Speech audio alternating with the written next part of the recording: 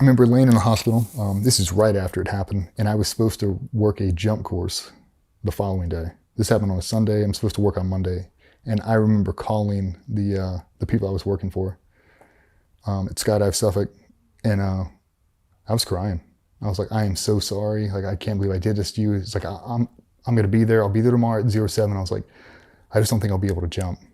And that fucking doctor looked over me, and he's like, you ain't going any fucking way. Just like that. Patsy jumped my ass, and I was like, Patsy, like, I'm just going to go down there. I'm in slings. I'm not doing any of this shit. And he's like, you could fucking die. Just like that. Hand the phone over. Patsy talked to her, and basically, like, he's not going to make this trip. And I didn't want to hear that. And then I instantly asked him, like, well, I've got the world record coming up in 4 weeks. And he looked at me and he's like, your days are done, dude. You're not fucking jumping. He's like, you're going to need major, major reconstructive surgery. And I just went through it. Like, I had just gotten done. Yeah. Like, I just went through a year-long rehab process. Like, again? What the fuck, man? Like, you talking about driving dude in a hole. Like, not again, man. Not a fucking again.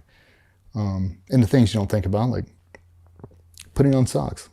I couldn't put on fucking socks. I couldn't wipe my own ass. I couldn't bathe myself. I couldn't do shit. I could do nothing.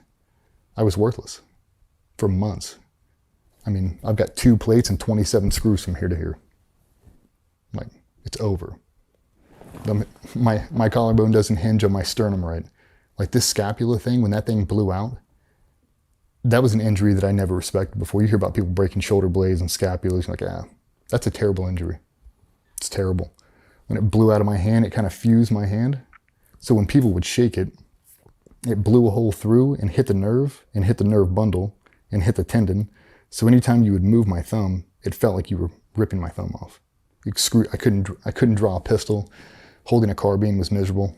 And I had to basically just deal with that.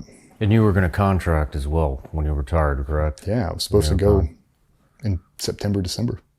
So that was out the window now. Oh, there's no way. Yeah, with the rehab it took, there's no way. Just had to keep pushing that date back further and further.